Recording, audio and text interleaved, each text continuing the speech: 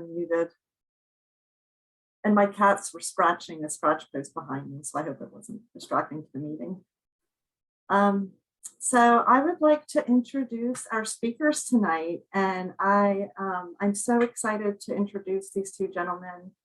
I met them for the first time at the Fellowship Spirit Conference in Colorado last year, after becoming familiar with them in this meeting. And I love them both so much, and I'm so excited to hear them. So I'm going to introduce to you Dave and John.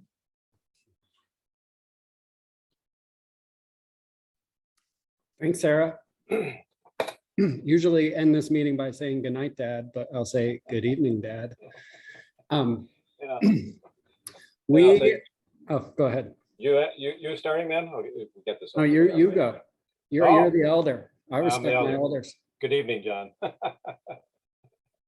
if we could just take a moment and invite that power into us to help guide us and actually guide what I've got to say, just for a moment. Thank you. My name's Dave. I'm an alcoholic, and very, very humbled to be asked to be here. Thank you, Sarah, and everybody else. I've been attending this meeting for over almost 2 years now, and there's so many of you on the screen that I've both met in person sometimes and some not in person. I've heard many of your stories, and it's kind of an honor to be here. I've quietly always been in the corner of the screen listening to all of you, and I have a stack of little notes, and anybody on here that I know and I've seen, I can share with you something you've given to me over these last 2 years. That has been either here from watching on here, some of you regularly, and some of you every once in a while. And it's really an honor to be here and to do this.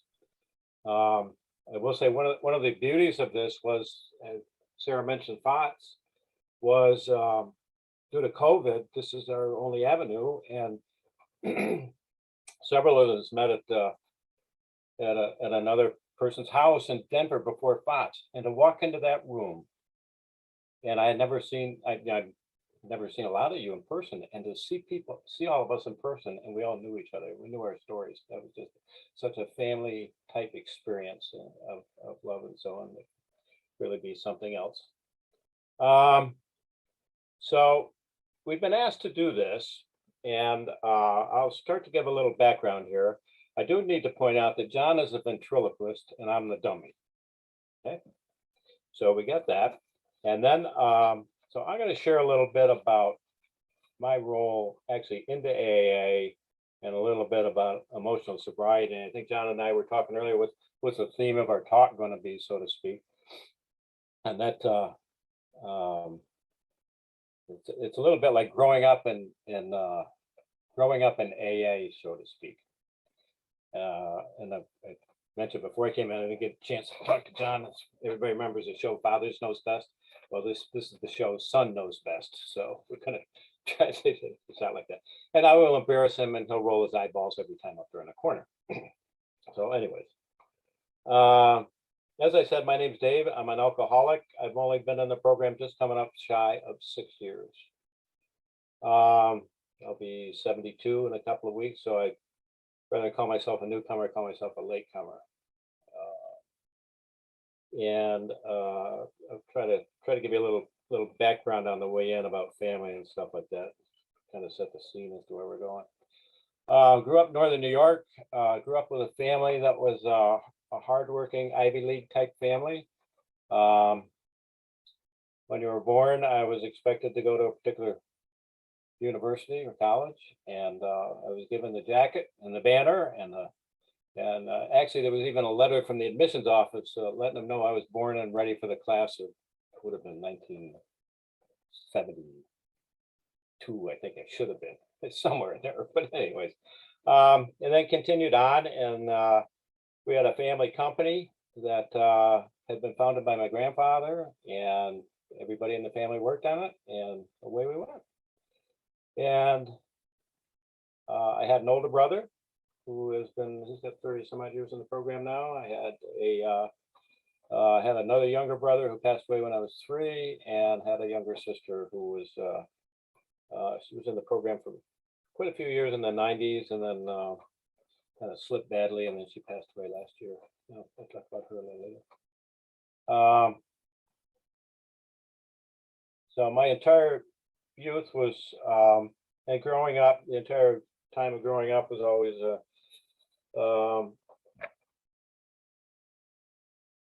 I never quite met the expectations. I don't think we had a lot of fun as a family. Did a lot of outdoor activities and stuff like that, but academically and so on, I never I was, how they used to say it. Dave could do so much better if he only applied himself, and then subsequently that's how my whole sequence went. So by the time there was always a lot of drinking and so on going on in the family. So she never admitted it. My mother was probably the alcoholic on that side of the family, and my father was pretty good at demonstrating alcoholic tendencies from time to time. He served he couldn't get into the military because of an injury, so he served in the 8th Army in the American Field Service, driving an ambulance across North Africa, and that I think created in him a fear of fire, but also a certain amount of toughness that he expected out of his children. And so if you hurt yourself, there wasn't a lot of hugging in life and stuff like that. That's a typical of that generation, I think, to a large extent. So, but that's just how it went. So I ended up going to a prep school and met a lot of similar like-minded guys, and the tendency to have the desire to get away from it and escape our situation and so on was, this was the 60s, so we were doing stuff like separating the yellow ones from the contact pills and smoking pot, and all the experimentation that you do in the 60s. And then when it came time to go to college, I obviously didn't get into the college I was intended to go, but I went to I had a desire. I was a skier, so I had to go to the University of Denver. It was the only one at Plateau, and off I went to Denver. It was Mile High City, and that's what you did when you got there. So people say, what'd you go to college for? And back in 68, 69, it was primarily stay out of the war, and so on. So as that went, by the time I graduated, I was blessed with John, wife, and I came home to the family business and went to work. And because you're in a family business, you can't get fired. So, but I still applied myself quite well over that time period. Had 2 boys, and I probably became a touch of an alcoholic. I mean, workaholic at the same time as being an alcoholic. Continued to drink and party and stuff like that. And John can tell the funnier stories of Dad doing stupid stuff, but it was a time period that kind of got out of control in the 80s. Really got out of control. Then I quit for a little while, and thought I had to gain control of my life by giving up alcohol. And the problem was, if you take a look at it, basically what I did was I gave up alcohol, but I wasn't going to get involved in AA. I didn't want to be any type of people like that, and so on. And I went about 6 years and still dabbled. If I was out of town, I drank and so on. And then I got divorced in the early 90s, and went on through the 90s, and the drinking escalated. I left that job. I started a scuba diving business. Got in deeper than I planned, and I had always built myself up. And the alcohol gave me the ability to be much more of a person than I thought I was, or something like that. But it did fairly well with that. But the problem I ran into was, as the book says, any business done to its inventory is doomed to fail. And it did, probably around 2010. But also at that time period, my drinking had shifted. I think that's the time period where I crossed the line from when drinking was no longer became fun. It became necessary for me on all day, 24 hours. I went through that. quite a few years. And around 2014, I went out to visit John, and he could, John at that point had been on the program about four years now. He's got a whole separate string of story on that, but I met Mickey. Many of you know Mickey. Mickey was in the shop making cowboy boots. We talked about shopping, cowboy boots and stuff, never talked about alcohol. And but that same trip, when I left, the seed was planted in my head. And that was the beginning of the change that was going to occur. And there was also a change in John. He was no longer he was a different son than what I had had before. He was much more positive, much more on the ball. Things he said coming out of my mouth were very thoughtful, and in some cases wise and sort of profound from my point of view at the time. And so that was 2014. So 2016, my health had deteriorated. I woke up one morning and said, I'm going to Denver. John said, don't come. I said, I'm going to come out. And I didn't tell him I was coming. I thought I'd go out and try to learn how to control my drinking. And I flew out there. Many of you heard this story last year at Fox, and I flew out there, and in the process, I got a ticket and a DWI. First time in my life, my whole life, I never had consequences. And that's when John said he could help. And that was the opening of that truly was the change. All he said was he could help. And when I left there, he gave me the name of somebody in Denver. She's not here tonight, but that was my entry into AA. And kind of short storying all that. So that was 2016. And the change that occurred to me immediately was step one was I knew I was powerless over alcohol and that my life was unmanageable. It took me some time to learn that it was unmanageable because I was managing it, but I was unmanageable. And the concept of a higher power, I accepted fairly easily, though it has evolved from, because I was a scuba diver, it evolved from a fish in an underwater world and trying to figure out why all the nature occurred down there the way it did to out to a more grandiose, not grandiose, but more to a greater power out there than I can explain, comprehend, or so on. Touch on that a bit more. So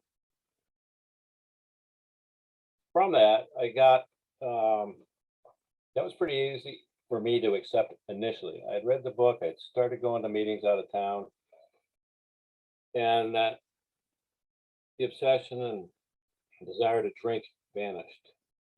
And I every now and then I may think about it, but God took it away pretty good for me. At least that's how I view it. Doesn't mean I'm completely away. I'm one drink away from slipping back in. I firmly believe that too. It already happened to me back in the 80s. So as the process went on, I had a very good sponsor start off with me, and I took off on the pink cloud, so to speak, and really enjoyed that for the first several months. I remember 6 months in, I was actually scuba diving in North Sulawesi in Indonesia, and it was like I was like just so elated I could go 6 months, see the stuff I was seeing, and be sober at it, and I was just like, wow, this is incredible. I had to talk to everybody about it. I had to say this is an amazing world, and let's keep doing it. And I finished up my first round of steps, so that would have been like early 2017, around spring of 2017 or something. And then on my way, I went to a lot of meetings. I went to local meetings. I don't know if I sponsored anybody at that point yet, but I continue to go and to continue to attend to AA and reading and things like that, but there was a point in there that I can't, I'm thinking back on the time period and the time just went by. I don't recall anything really occurring with me at that point, other than 2017 went through. Let's see, 2016, 2017, I missed that. So we got around to 2018, and I believe I went to my first Fellowship of the Spirit out in Colorado. Let's see, Tim is here. Tim said to Johnny, he says, your dad ready to have his head split open like a watermelon. And I went in, and that's basically what happened over those 3 days. I followed John around like a puppy dog and met a few people and listened to all the speakers, took a ton of notes and so on. And I came back home. So that would have been 20, not sure how that, yeah, that was 2018. Went for another year, attending meetings. Again, my contact with John was over the phone. Still going to the same meetings at home and stuff like that. I became a GSR for group. I think around that time period, I was trying to offer this stuff. Initially, when I came into my first groups, because of my previous managerial experience, I was going to clean up the room and take over this and change everything. And God, I was going to fix AA in our local town.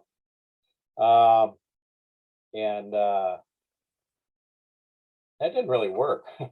I ran into a bunch of people and said, no, we like it just the way it is. Don't mess with it. So I backed off of that a little bit. Those were kind of actually sort of funny times. So then it was 2018, let's see, 2018. All right, so no, it had to have been 20. I've got my dates screwed up here, but I went to another FOTS. A funny thing happened. I ran into my current sponsor. We were talking and about some stuff, and he was a speaker at that particular one and said some stuff that really touched base with me. Initially, when I went through the steps, I thought, oh, this is it. I'm suddenly going to have, God's going to have my will every day. That's going to be fine. I'm going to, 6 and 7, I'm going to apply them. And I didn't have enough conversation or enough emphasis on 10 and 11. And I was meditating once in a while and stuff like that. And it just,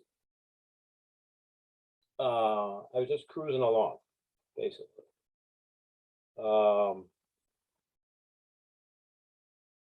To a large extent, I could still say I was still suffering the effects of untreated alcoholism as outlined in the bedevilments. I still have probably some depression, a little bit on and off. I had my up days, my down days. The program mentions that later on that we can treat people on the outside very nicely, but at home I probably wasn't doing as good a job as I really should have been doing. And that was dragging down from that standpoint. But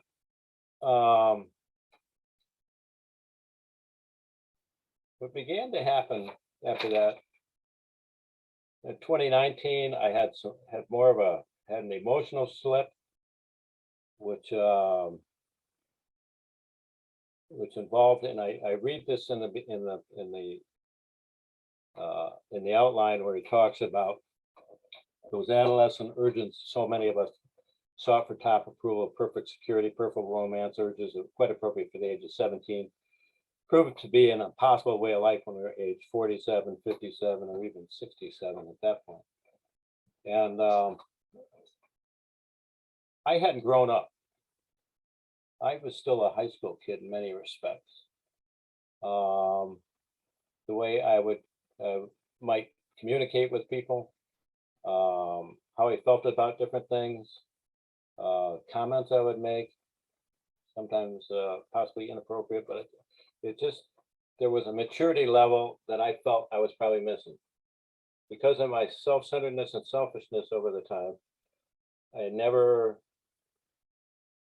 had a large need to get out of that, to change any of that in my life. And now all of a sudden, if I wanted to seek a touch of serenity in my life and peace, it became that I had to really take a look at that. So I have been through the steps a few times, and going back around, and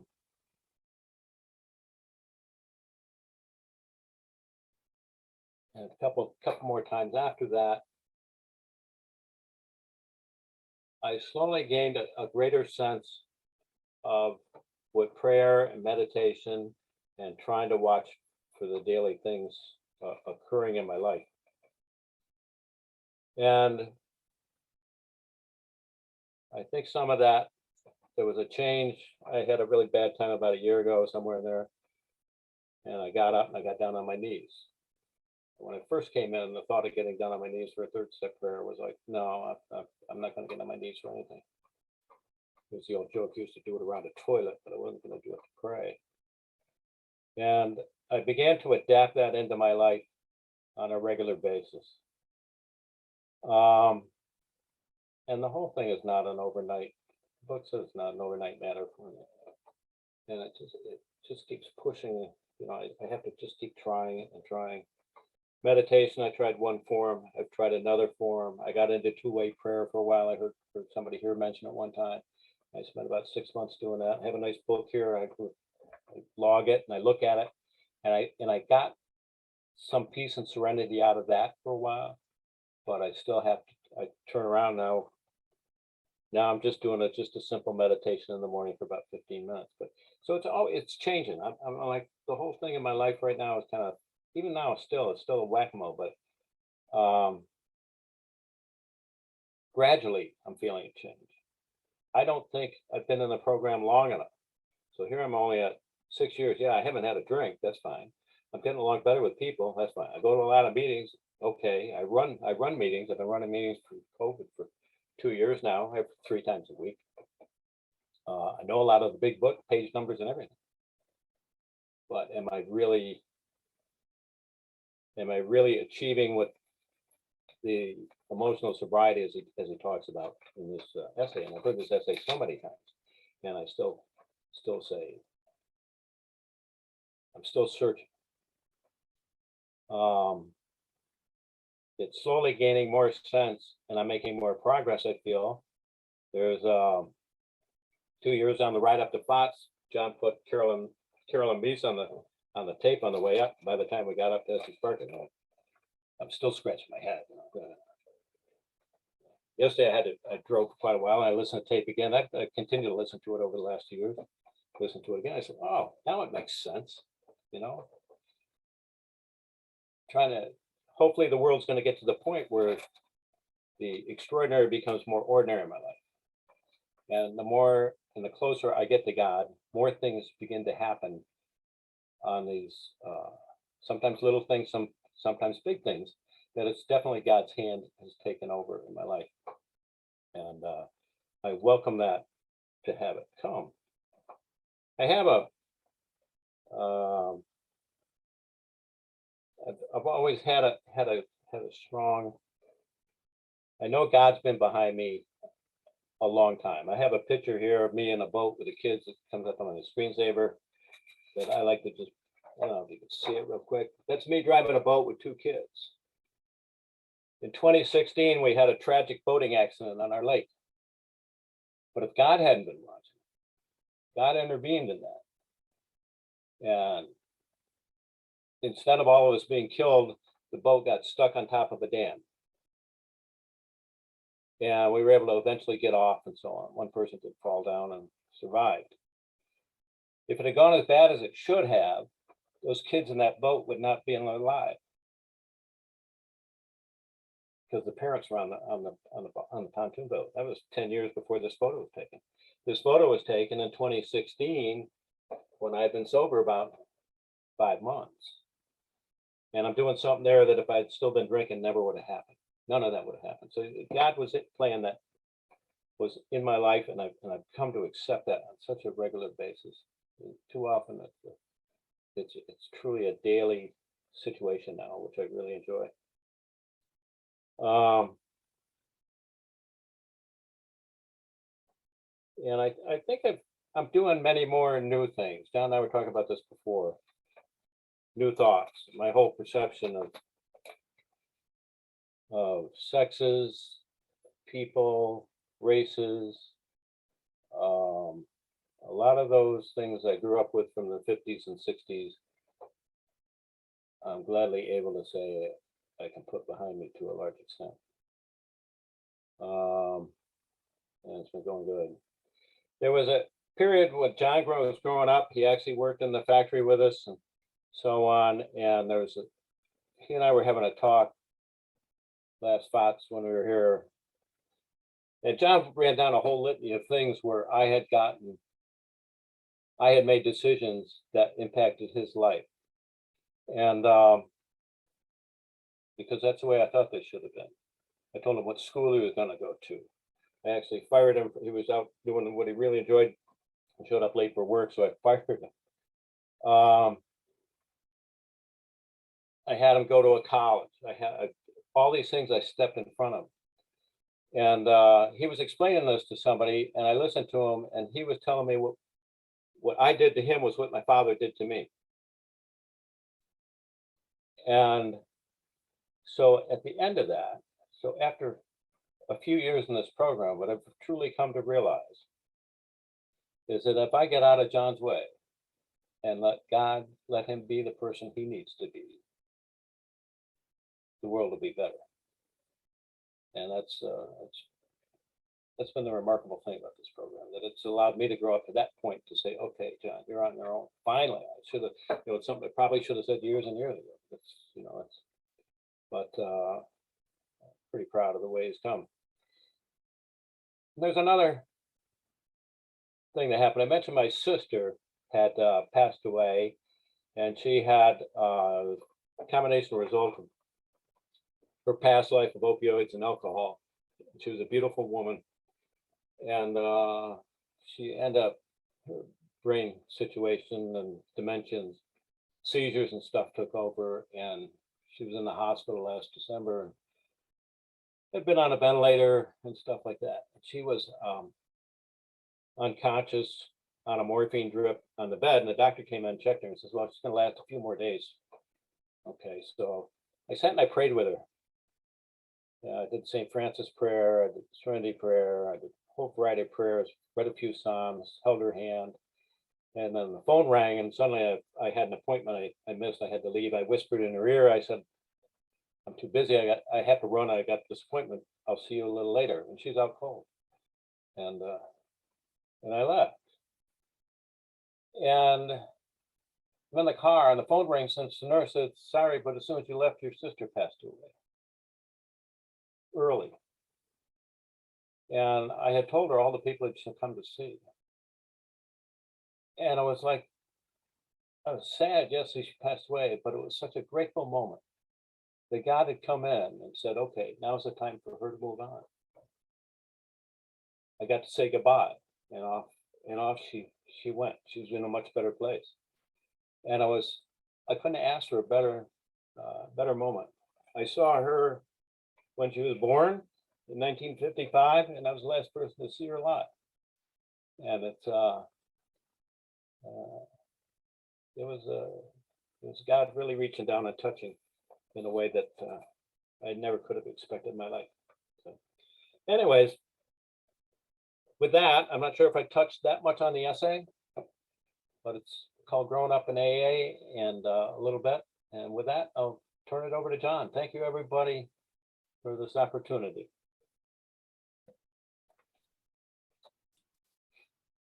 Thanks, Dad. This is a pretty interesting way to do a meeting, huh? Now, I want you to know that you didn't do anything to me. You just did what you were shown to, in a lighter, more gentle way, because as I said before, I don't ever understood your father, less even know him. So I don't carry that you've done anything to me.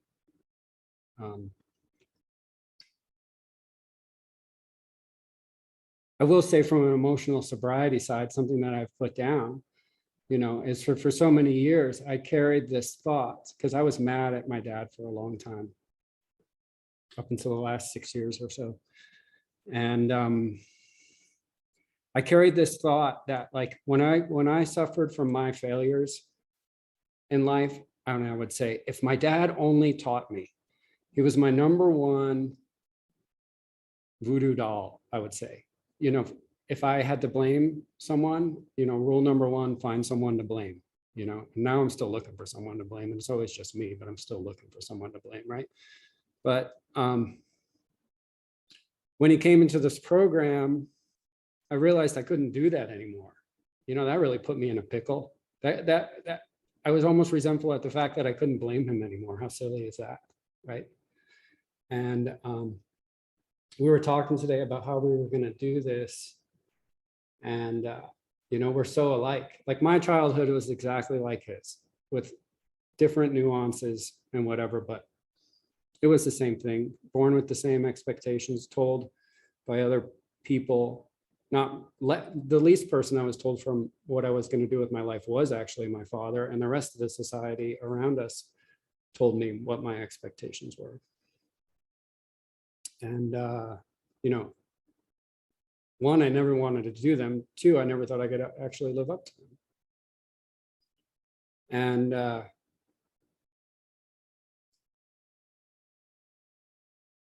this emotional sobriety piece, I was kind of doing some math on this, and like, you know, it was written, what, 20 years or so, give or take, after AA was founded. And here was Bill W. stuck at this spot, and I was thinking about the length of time from the founders of FOTS to when FOTS is going to be 30 years this year. Most of you founders of FOTS, if Mickey's going to be 50 in 2 years, you guys were all at like 19, 20 years sobriety, stuck up against the same wall. And what did you do? You created a new community to actually bring this stuff to the surface. Because without this community, I would be dead. Because I have an experience of going out and getting sober in 2000 and putting the plug in the jug and going to meetings for 2.5 years. And, you know, I came into the program so upside down that I thought that the world was up. And, you know, I went to AA for a couple of years. He taught me some good ways to live. And I felt like I was upright, but I probably only moved, you know, to the 25 position on the clock, upside down. But it felt like right side up because it was so upside down. And so I let AA go, and I went on to live my life, and I was able to be on a neighborhood committee and be on a, you know, have a business and get a house and, you know, like live a normal life until I couldn't, until I got scared, until the economy crashed in 2008. And I got scared, and I ordered a beer at a neighborhood meeting. And within, you know, I remember thinking, if it gets that bad, AA will always be there. Like the thought of dying rarely occurs to me even today, which is crazy. I can share about that. But that wasn't even, you know, if it gets that bad, what that bad looks like is 4 years later, face down on mom's couch, 37 years old, facing 4 years in prison, and, you know, basically homeless and jobless. And that's what that bad looks like. That bad doesn't look like when they came and took the car, or when they came and took the house, or when I had to close my wonderful ice cream shop and take down all the pictures of the neighborhood kids that I watched grow up for 3 years. That wasn't bad enough. You know, I can just pack all that stuff away and continue. And when I came back, when it was that bad, it was funny. I think it's an exact, Carolyn May says, you can't, something along the lines of, you can't miss your own life. 1, 2, God doesn't need your help to live your life, which I think is hilarious, right? But I went back to treatment, to the same treatment center. You know, 10 years later, I got the same room with the same bed. It's a big treatment center, chances of that. Different counselor, same stupid surrender flag, same chores, same. I got out. The thing I did differently was call this guy Tim that's in the meeting. And I met him when I got out. But I also bought the same, at the same time period, the same shitty Honda Civic, $200 Civic, the same pathway to a house. I bought my business at the exact same time as I was sober the first time around. I mean, you can't miss your own life. I'm proof. But now I'm living longer than the last go around at it. And it's because of thoughts and these emotional sobriety meetings, because we run up against that wall. I'm only at 6:25 when I started at 6:30, and I think I'm at 6 o'clock, if that makes sense, what I was talking about being upside down so long. And I still think I'm at 6 o'clock, but I'm probably about quarter after 6, maybe, if I'm lucky, And I needed to hear a different message. I needed not to hear put the plug in the jug in 90 meetings in 90 days. I needed to hear where it hurts. And that's something I didn't have even words for at the time. I would sit on the couch at my sponsors and he said, "What are you feeling right now?"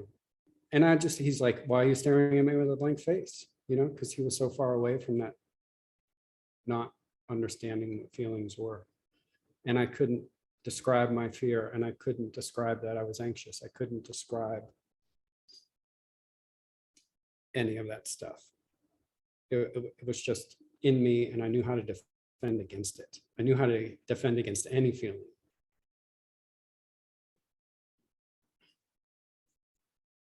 This program taught me I had to cry my way into sobriety this time around. I sat on Mickey's couch and he would ask me those questions and I would just start crying because I didn't have words. And over time, now I just celebrated 11 years.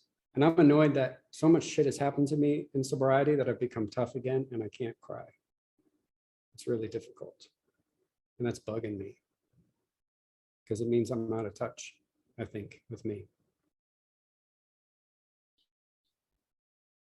It's funny, I'm not talking about anything I thought I was going to talk about. Dad and I had a meeting before this meeting that was twice as long as this meeting is going to be, and neither of us are talking about whatever we discussed we were going to talk about.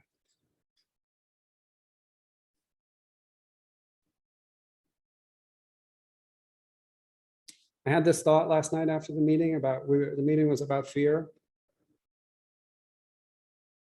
And maybe some of you have already realized this, but I put all my life, fear is the opposite of a higher power, right? Can't see a higher power. It does wonderful things for us. It does this, that, and that. Fear, you can't see. It's very powerful, just as powerful as the opposite. And how quick I am to sign my life over to fear and trust in that, because I know how to navigate that. When I can't take the same problem and put it into a higher power set and for a different result. Why is it so difficult to take the exact same problem and just put it on the other side of the track?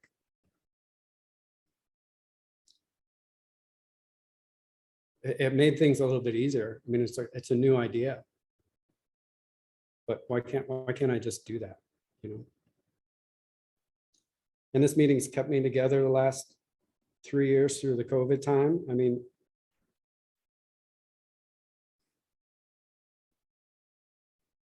when COVID happened, it was sheer chaos. And I'm a single guy and I thrive in chaos, and I went out there and when it was unknown. And I went and I picked up food from all these restaurants and we managed to feed 30,000 people and we did all this great stuff. And I broke up with my sponsor in that time at some point. So it was really John off leash. It was John, meetings, God here and there. But most days I was just getting up, throwing on my pants and running right past God out the door, thinking I was doing my higher powers work, but according to my rules in a lot of ways. And some things happened over that time. And I wrapped myself up to a big hurricane. And recently I've spoken about this here, but I was recently in a big car accident and then I got COVID, and then I got the flu and I was like held up for over 30 days in my house. And it's funny, when they were putting my totaled car onto the tow truck, I looked at the cop and I said, you know what that means to me? And he said, what? And I said, a break, because I couldn't go anywhere. I already knew I was in for a break. I didn't know what I was in for. So in this time off, I've just kind of managed to sit for about 30 days thinking I should be doing something, but really I just had to watch the world go by for a minute and let the hurricane that I've become slow down. And now it's like a minor, no, it's not a minor, it's a soul storm inside of me. This is, I call my sponsor a lot to do 10 steps, at least daily, sometimes a couple times a day. And even if I don't know what I'm upset about, I'll call him, because that's what I used to do. And I've started doing that again, and it's really, and we just call them soul storms. And I'll say, hey man, I got a soul storm coming up, and it'll help me navigate through my heart to find out what the hell's going on,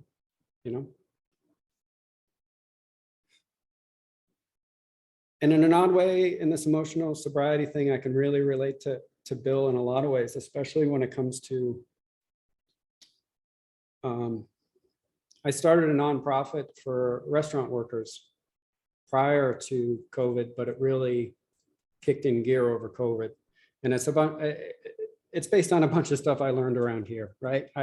The restaurant industry is full of us wayward alcoholics. And when I was selling my bread, I was going into the back doors of a lot of kitchens and seeing my former eyes staring back at me. And I could tell they were hurting too. So I started a group, and then we met. It was really small and simple, and we all met at 5:30 on a Monday. And more people started coming. And I received a little bit of money for it. And I held on to that first bit of money for about 6 months, because I knew the second I deposited that money into the bank that it would become something else. And I started this group because I needed the help in this community, because it's a rough community too. And if AA helped in my other world, this program would help in my work world too, and also would help other people. So COVID has happened, and I bring the meetings online and it blows up. And somebody out of the sky falls a few $100,000. Meanwhile, my business is about to go bankrupt, that I'm putting all this effort into. And I won a bunch of awards. You come to AA and you think about, you don't even think about what I'm gonna be in 10 years. But I'll tell you, if you ask me, like winning the Philanthropist of the Year award from the Colorado Restaurant Association was not on that plan whatsoever. And that's an award I won without even donating any money. That was all heart money, and I'm humbled by that. And then the news comes to my house and knocks on the door and presents me with a Hero of the Year award, like this guy. And meanwhile, I'm over here thinking I'm 14 years old, but I just tried to do the right thing. So over this 30 days, I was thinking about it, and it's been taking up so much of my time. And this is why I can relate to Bill, because he had so many grandiose plans for AA. We're going to build hospitals, and we're going to do this, and because he got an identity out of that. When you read his story, it's a lot of bankruptcy, and of course it was during the crash and all that. And I'm just marveled by the fact that they drove across the country, and he threw. I just had her name on the top of my tongue and went away, but in the sidecar of a motorcycle and hit the road. Could you imagine these days throwing your wife in the sidecar and say, put your goggles on, babe, we're out of here? But he was always on the run, and AA gave him an identity. And Chow did the same for me. And I hang these awards up and stuff around my house, and I'm trying to live up to the guy that's in the poster, and I can't, because now my name's Hey John. And everybody thinks I have the answer. When I started this program to help me, and now it's killing me. So I resigned a couple of weeks ago. It's running on its own, and it pays 3 people living salaries, pays 3 people more than my own business pays me. It drives me insane, that part of it, and I never got paid for it, but I got paid for it because I'm free. The fact, the ability to resign last week has I was thinking I had to get bigger in God in order to handle all this. But what I really had to do was cut what was killing me and go back to being a member of that group. And that's what I'm doing. That's what I'm trying to do today with that. And this emotional sobriety stuff, I mean, it's about growing up in AA. And I can't, I have a really hard time what it means to be an adult. You know, I have a lot of funny toys, and I get along with the, you know, I get the privilege to watch my neighbor's kids once a month. And that's like the best time for me because we're right in it. And we're really talking and having real conversations because they don't have opinions yet. And it's a lot of fun. But on the other hand, this emotional sobriety gig gave me my dad. And it gave my dad a son. Because we've been, it's funny, like we butted heads for so many years about the same thing. You know, the same problems he has, I had, but he never told me that those problems existed. So I'm covering my own ass for the same thing he's covering his ass for, and we don't even know it. And so we both crash into the wall, and now we can have a conversation. And I'm lucky enough that he got a sponsor who's sponsored by my sponsor. So he's learning the same language that I came into this program with. And to get to hear him, you know, the man that's in this room tonight is not my dad who I grew up with, right? And how crazy is that to say? I mean, we got to go to New Hampshire, and I was, you know, who would guess 10 years down the road this prep school in New Hampshire would want this guy to come back and talk to the student body about life. You know, there's plenty of other people who went to that school that have accomplished far bigger things than me. But it gave Dad and I an opportunity to go back. It was his alma mater too, to go back there. And it got me an opportunity to lay down some things. And on the way home, we were in New Hampshire. He pulls off in Vermont, and I know that road back and forth from that school like the back of my hand. We've done it so many times. So I know he's taking a detour, and I suspect, because I know Bill Wilson's from Vermont, I suspect that's where we're heading. And sure enough, we pull up. But what I didn't expect was Dad to pull up to Bill Wilson's grave, pull a third step prayer out of his breast pocket and drop to his knees. I don't know who that guy is, you know, but I got to do it. And somebody else in here got to come with us on the FaceTime and witness it. Bear witness. And that's what we really get to do, is other people get to bear witness to us in our recoveries and us trying to live from our hearts. You know, every day is not a perfect day, according to John, but every day is a perfect day.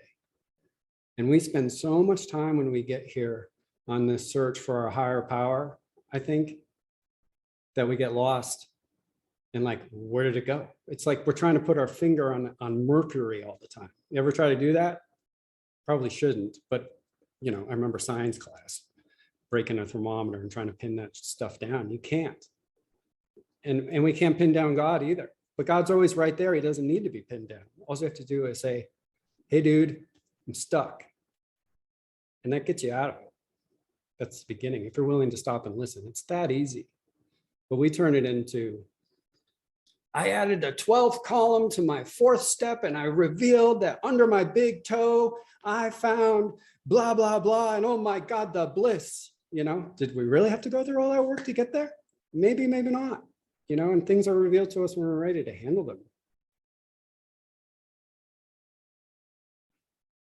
Maybe my dad and I weren't able to handle each other until now. So I've come to this conclusion being here that my heart has its own mind as well. And that's in one of my favorite songs. But it's always chirping, and it's been chirping my whole life. I just haven't chosen to listen to it. And it's always kind of the hardest voice. It's much louder now, but it used to be like a whisper. But now, you know, the serenity of my heart and the calamity of my head meet in the middle. And sometimes I have a hard time speaking because they're at odds with each other. But I think that's been like that a lot of my life. But now I'm finally getting to see that that's where the calamity lies in around inch 6 of the 13, 6.5, between your head and your heart.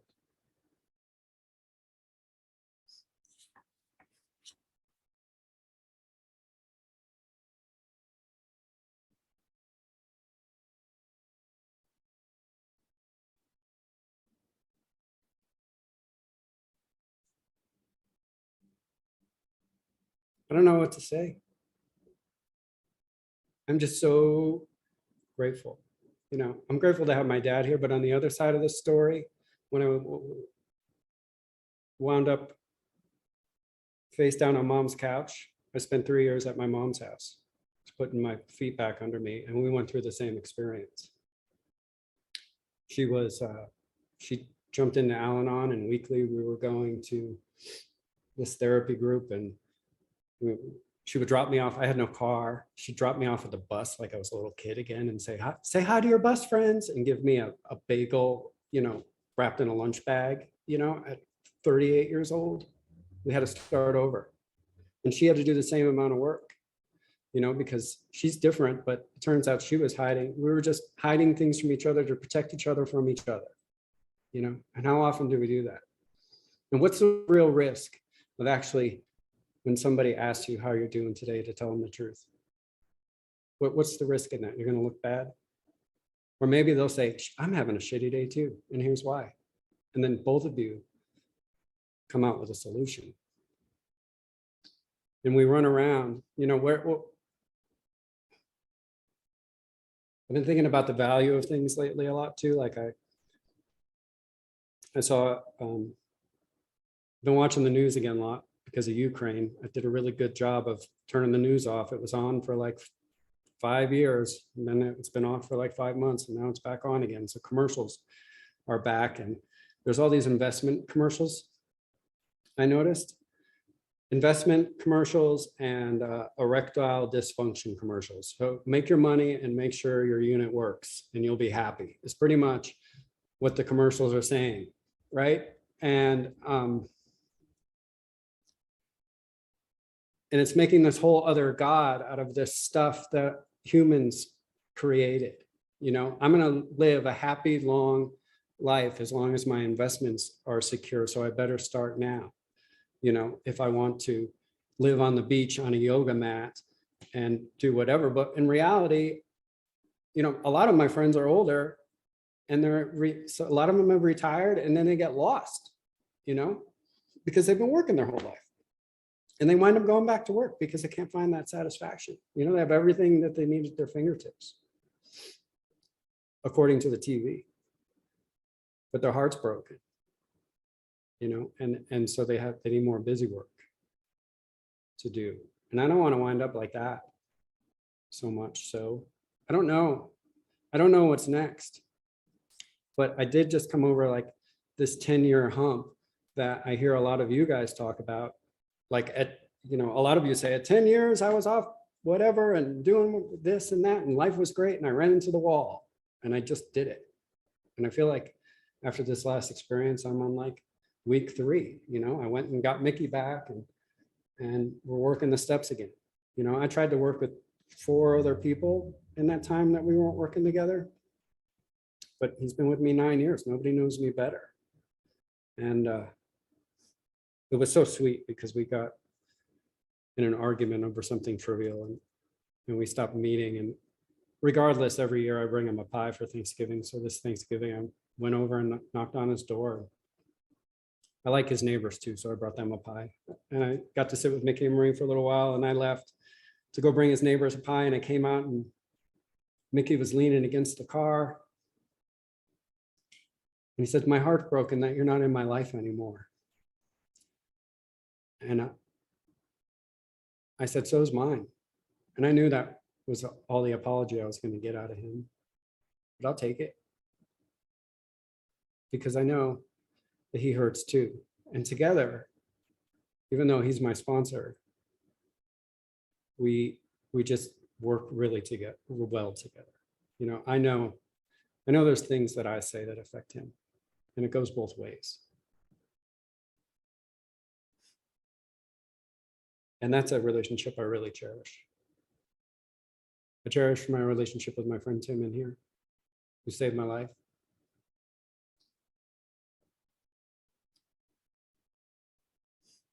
I cherish all of you, and I'm so excited to see you again. I mean, this is the best part about the Zoom is like, we used to see each other once a year at FOTS and just like check in, and I'd be like, oh yeah, there's the tugboat captain over there with the cool ponytail, and over there, that's that. I know that they drove, you know, rumor has it that they drove from blah, blah, blah, blah, blah, but we never got to know each other. But over the last 2 years, and then we go to FOTS and share the highs and the lows of our lives, but it would just be an instant. And then we go away for a year again and lose communication after the first 3 weeks. And now we get to watch each other live and grow and see the truth in all this, and then get together again, you know, and give each other hugs. So I love that the Zoom has brought us all together on a daily, weekly, hourly basis, you know, and it's spread all the way to upstate New York. You know, I was afraid sending my dad to AA in upstate New York because I had only been to 5 meetings there in the 5 years I had been back. And in the meeting I went to, I knew what everybody was going to say in that room before they said it. It was that kind of group, you know, and so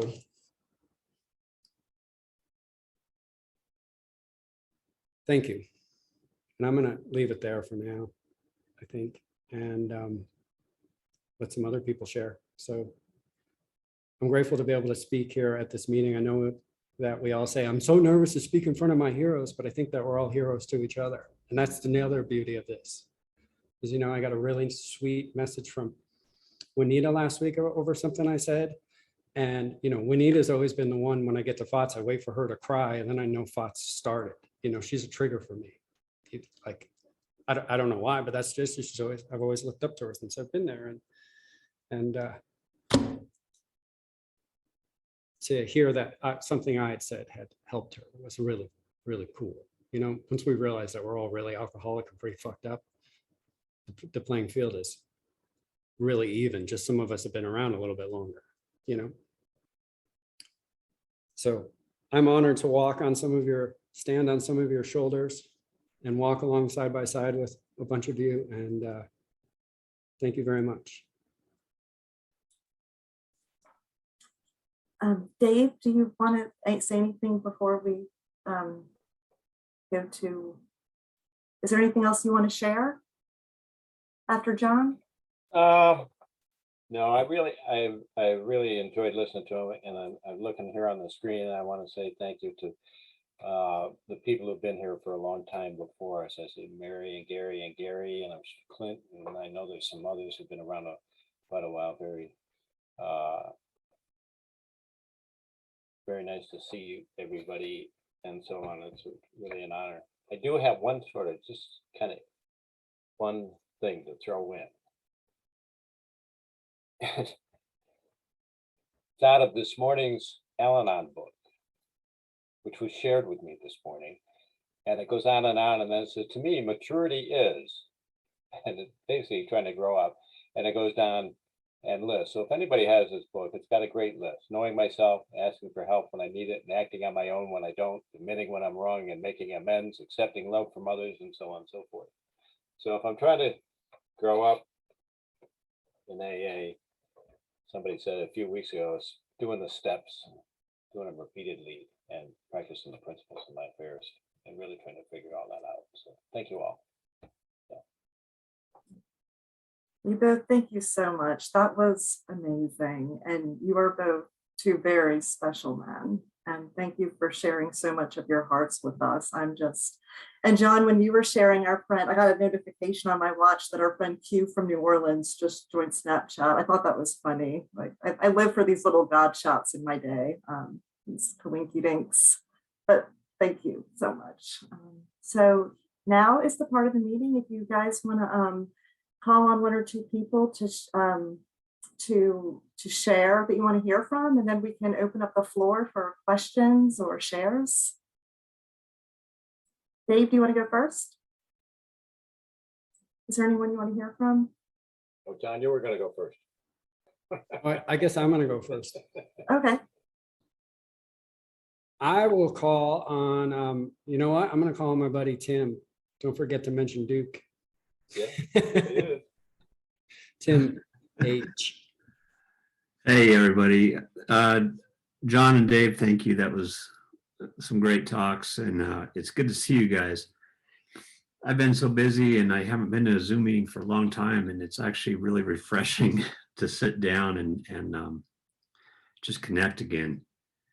And I just flew into Denver a couple hours ago, and it's really nice just sitting here and not having to go anywhere. Yeah, John, I remember the early days. You'd call me from Bridge to Gap. I'd been on a Bridge to Gap phone list for probably 15 years at that time. And I think you were the first guy that ever called me. And we met, and when I saw you, you had this great big old mustache, and and we just connected. And I remember that being, one of the best summers of my life. Really, we were just all over the Front Range, hitting meetings, carting you around. There was several of us just kind of hanging out, and we had our own little fellowship, and it was fantastic, and that was a time too where we were all kind of in this growth spurt, and all reaching out to different people and different experience, and it was absolutely amazing. So you say things like, I may have saved your life. It's certainly the other way around as well. But it's really good to see all you folks. I miss a lot of you guys. I'm looking forward to seeing you guys again. This is definitely one of those meetings I'm going to try to start making. So thanks for the opportunity to share. I'll pass it on and let some other people talk. But Dave and John, it was great sitting here listening to you guys. Great to see you. Thank you. Thanks, Tim. It's great to see you again too. Welcome back. I gotta call on my first sponsor, Tommy O from Rhode Island. If he wants to share anything. Hi, everybody. My name is Tom, and I'm formerly from Rome, New York, and that's the connection. Being a Central New Yorker is a special being. I now, as Dave mentioned, I live in Rhode Island now, and I transplanted here May of last year. And I spoke about this transplant on this meeting a while back. It hasn't gone well. I've really dug my heels in, and a couple times I've really made an emotional disaster out of my life, just because of the move, just because Tom's not getting what Tom thinks he should be getting.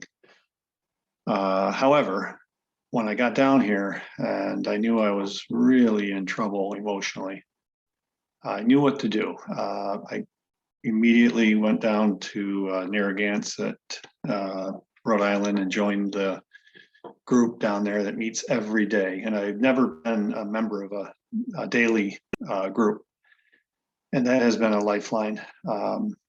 Made a lot of contacts, a lot of friends, and we work out of a 24-hour book, it's called, which is not AA either, but it's new literature for me. And we practice meditation in the group every single morning, and that is a really good practice, and it's developed in me using this two-way prayer, which Dave introduced me to. It allows me to take a couple minutes, and I say a prayer, and then I put something out into the universe in a question to God. And I know in terms of religion, in terms of organized religion, that's really not for me, what spirituality is essentially, but it's part of my upbringing. And I always was kind of a Jesus guy. Okay, I'm going to say it out loud, and I don't know how better to explain it than today. I really felt like the person talking back to me in this two-way prayer was Jesus, and I don't know why that came to me, but it was a very spiritual moment for me. But that's not my point at all. And I don't even know why I'm sharing all that with you. But in my experience has been this. When my middle kid was younger, and we were having all kinds of problems, we were butting heads every single day. And I was with a drug and alcohol therapist. The guy said to me, you know, Tom, you've done all you can do at this point. Just back away and let your wife raise them. And I did that when my middle guy was like 13, and he was angry as hell.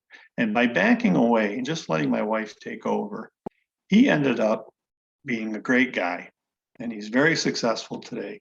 And I'll tell you, if I dug my heels in then, and I said, no, I'm his father and I'm going to raise that kid, and either he's going to do it my way or he's going to hit the highway, I'm sure he would have hit the highway, or we would have hit each other, because that was right where that was. So that was a point in my life where somebody else had advice for me, and I stopped and I took it. And I think that's really has been a kind of the growth for me in my life, is finally taking advice from others, and finally listening, and finally setting aside my intentions and my ego, and letting it all just kind of happen organically, as the kids say today. So I know I've taken a lot of time of this meeting. I'm sorry that I've done that, but I'm glad to be here. And Dave, I'm glad you called on me. And I want to know, how did you guys figure out who went first? Did you have to slug it out? How did you figure that out? Yeah. I Okay. respect my elders. Age before beauty. Yeah, that's what I was thinking. Yeah, that's what I was thinking. All right, guys. Thanks. You make a great team. Perfect. Keep it up. Take it on the road. Thank you. Dave and John, is there anyone else that either of you would like to hear from before I open the floor? If she's still here. Which one are you looking at? Is Sarah from Iowa here? I saw you in your great kitchen curtains, but I always love when you share. But if you're not, that's cool. There you are. Hi, yes, I'm here. Hi, everyone. I'm Sarah, and I'm an alcoholic. Wow, thanks for calling on me. I heard a lot tonight about getting out of the way, and I have had some really big getting out of the way lately. My husband had been really sick for quite a while, and he was getting better. He was supposed to come home on Friday the 18th, and we were going to start the process for a liver transplant. We had seen the liver guy in January, and so Mark was supposed to come home in January and in February, and we were supposed to start that process, continue the treatment he'd been receiving in the nursing home through home health and occupational therapy. And instead, he ended up in the hospital and ended up coming home on hospice. And on Sunday,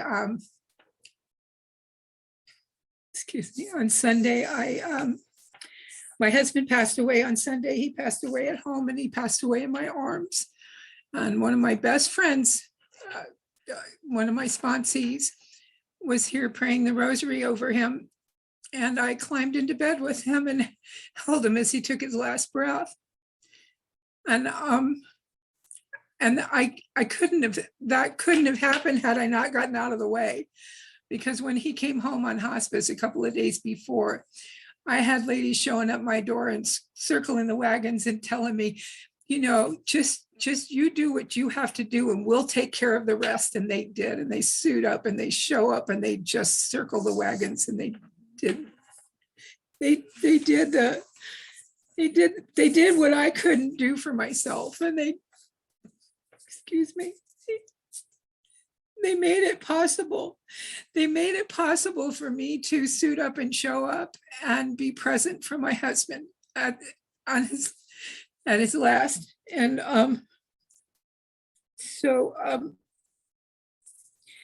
what I heard tonight was that same thing, is that we're allowed the grace. We're allowed the grace if we just look and pay attention. If we're allowed the grace to just get out of the way. And I was allowed that grace to, they didn't let me say no. They didn't let me, I was always like, oh no, I'll take care of it. I'm fine. They didn't allow me to say no, but they didn't infringe on my space that I needed, either before or after. They haven't inserted themselves into the grief that I need to feel by myself, and I owe that to my husband, to feel that grief, to feel every bit of that pain that I went through for that, and to know that he's at peace, and he's not in pain anymore. He was so tired. Mark was so tired, but I got out of the way and I let that happen, and I let them come in, and I let them be here, and I let them help me. And they did not push in any way or anything like that. They just gave me my space. They held me close and gave me my space at the same time. And I don't know if that makes sense, but it was like, they were never far enough for me to panic, and they were never too close to get in the way. And they didn't allow me to get in the way of myself either. And so I really appreciate hearing that tonight, because I really needed to hear that about getting out of the way. I needed to do that, and I needed to do that. So instead of my husband coming home and getting a liver transplant, he just came home to die, and he passed Sunday in my arms. So I'm very grateful to be here, and thank you for calling on me to share tonight. I think I needed to do that. Thank you. Thank you, Sarah, for sharing. I am so incredibly sorry for your loss. I'm so sorry. We are all praying for you, and I definitely am. Dave, is there anyone you'd like to call on before I open the floor? Very sorry, Sarah. You shared a couple weeks ago. Very nice talk.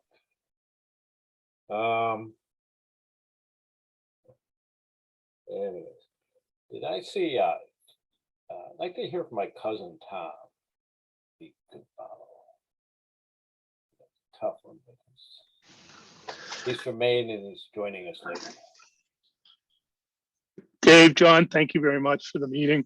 Sarah H., so sorry for your loss. And I really appreciate the words you had to say tonight. And that whole thing, for me, that, so much to talk about, and I don't want to take up a lot of time.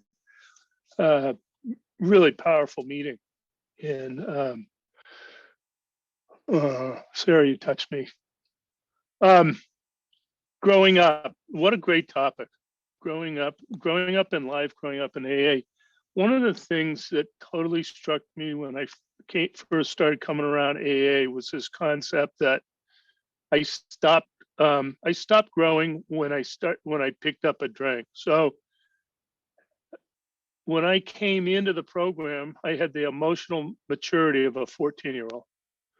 I was married, I had a daughter, I was a sales executive for a paper company. I had drove a fancy car, I had an expense account, all this stuff, but I had the emotional maturity of a 14-year-old. And so I think one of the greatest gifts that we get in this program is growing up. And it took me took me a while to get separated from booze and drugs, but along that way, I kept hearing all these different messages about, emotional maturity. So when David introduced me to your workshop, I really, really appreciated, what you do, and you got something special here. And I look forward to coming and learning more and things. And I just appreciate how people in this workshop, the last few that I've attended, tell their stories. And it's through our stories that we connect with each other. And it's listening to your stories, and Dave and John, listening to you tonight, related to so much. And that's how I continue to grow too, is listening to your experience, listening to what you went through and how you grew through that. Because I had very much similar stories. And what a treat to see a father and son come together in this program. So I really thank you and honor you for that. And I just close. The other thing that struck me when I first started coming to AA was the concept of ending that one of our responsibilities about getting sober and staying sober is stopping the family dysfunction. And we have generational family dysfunction in our family. We have a great family, but man, they can hold on to a resentment for generations, and it doesn't make sense, right? And that's not what life's about. That's not what life should be about. Life should be about that being able to talk from the heart with the people you love the most. And Sarah, you touched me so much, because I know what you shared with us tonight was so deep from the heart. And thank you again, in such a tough time, demonstrating how important it is to talk from the heart. And thank you. So David, John, all the best. Love you both. Bye. Thanks, Tom. Okay, so thank you, Tom. I believe we have time for one more before we have to end the meeting. Does anybody feel led to share or have any questions for John and his dad?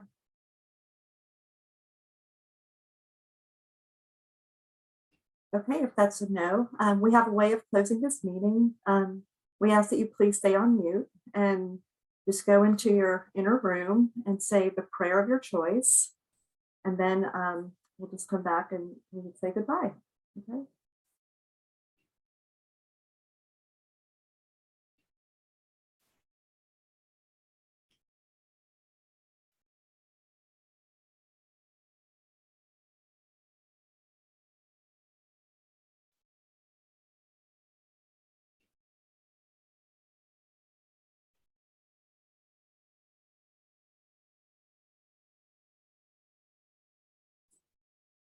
John and Dave, thank you so much again for giving us such a